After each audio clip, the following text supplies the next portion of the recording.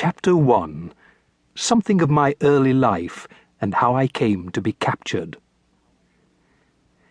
My sister was born in the city of Philadelphia, as I was, she in the year 1770, I in 1772.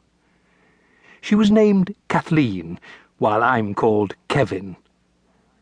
Our mother having died when I was born, I don't remember her at all. Our father, a carpenter by trade, had fled Ireland for America, carrying no tools but his hatred of the English, who, he said, broke my heart, but never my soul. When the War of Independence took firm hold on American patriots, our father, who knew no higher duty than to fight his ancient enemy, left my sister and me in the protection of our mother's cousin, a Mrs. Barry. Mrs. Barry was a good woman. She housed us and taught us our letters. But being also a good woman of business, she was more concerned with her millinery shop than with her poor and always hungry relations. As a result, my sister and I, rejected by other children as riff-raff, clung together and did mostly as we wished.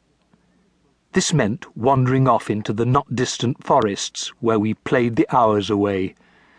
Our pleasure, such as it was to live more like Indians than dwellers of the city, creating habits and skills that brought blessings, as you will see. When the war was over, our father, whom we'd not heard from or seen for 7 years, came back to claim us. That it was our father there was no doubt, though it was he more in body than in mind. For 7 years he'd fought for the cause of liberty, but it had, at last, cost him his soul. Without reducing his enduring hatred of all things English, he informed the world that the English Parliament had its equal only in the halls of American government. The snake in Eden, he proclaimed, was but the first politician. He wished to have no more contacts with governments, or, as it turned out, with any society. Having so stated his mind and asserted his claim to us, he announced that we were to find peace in the southern wilderness of New Jersey. There was nothing my sister or I could do, nor did the pleas, not overly forceful, by our mother's cousin, that a girl of 13 and a boy of 11 were not fit for such a living, have much success. Our father, denouncing all tyrants save himself, made his word law.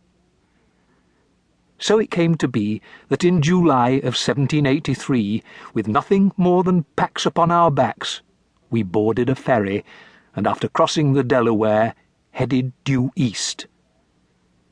Very quickly we were made small by the great green and quiet forests of southern New Jersey. I don't know exactly how long we tramped, but it was for many days. Father, we had come to see, was completely mad. No sooner did he aim for one direction than he would change course and pursue yet another place. And while it is true that he led us, it was in reality my sister's Indian arts that allowed us to survive. Not that Father noticed. His mind travelled other worlds. Just where he was going, we had not the slightest idea, other than his repeated hope that there existed a place without benefit of government. Such hopes led us directly into calamity. My sister and I had made the camp at the bottom of a little dell. Having secured the site, caught some squirrels, gathered some food, and lighted a fire, we sat and watched Father become progressively more removed from us. He did no more than sit and stir the thoughts within his head. For 3 days we stayed in that place, wondering